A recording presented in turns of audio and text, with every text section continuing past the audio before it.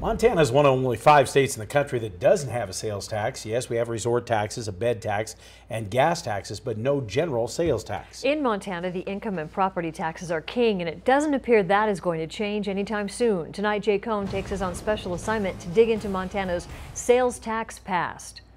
Montana's history with the sales tax dates back more than half a century.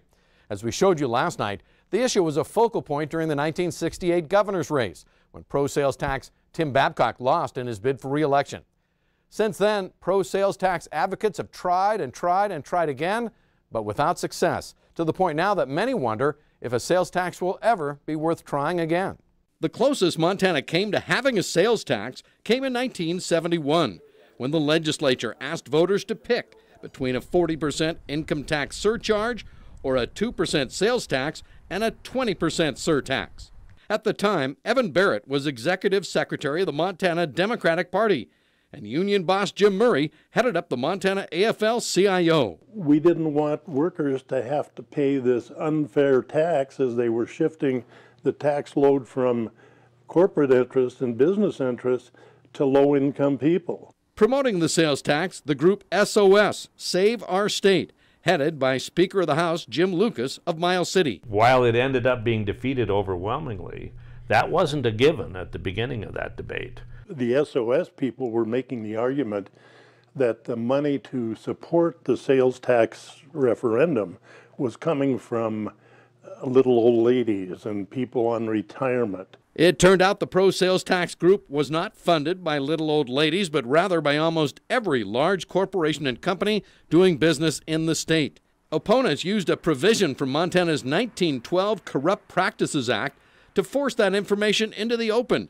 It came on the eve of the big vote. This was a dark money before we had ever described it like we do today, but all the essence of dark money was in that battle in '71.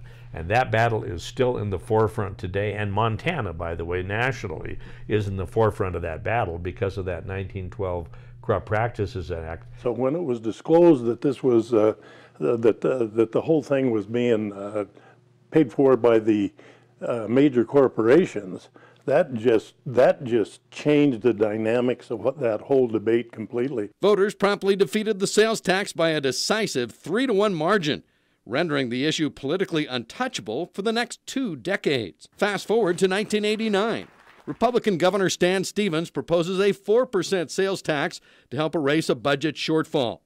He even got the state's largest teachers union to support it. House Bill 747 provides the necessary property tax reform that this state has long demanded, and it provides the necessary revenue that we need to fund our public schools.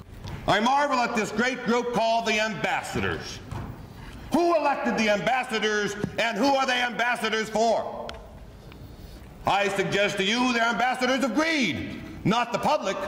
Senator Lynch won that day, but just 4 years later, in 1993, the sales tax rose again when the legislature put the question back on the ballot. Governor Mark Roscoe barnstormed the state to drum up support for the 4% general sales tax that offered both property and income tax relief. I could tell I was the only guy in the room that really wanted this thing to pass. The sales tax referendum went down again, even bigger than its predecessor in '71, with nearly 3/4 of those voting no. That sales tax would have helped enormously public education in Montana. But we just gave away that moment. And I don't see that moment coming back. So the question today is, will a general sales tax ever become a part of the Montana tax landscape? In the world of politics, of course, we learn never to say never. And yes, believe it or not, there is a sales tax bill up for debate at this year's legislative session. On special assignment, I'm Jay Cohn reporting, MTN News. Missoula, of course, among the cities kind of promoting that idea of a select tax to be able to help with that tax burden.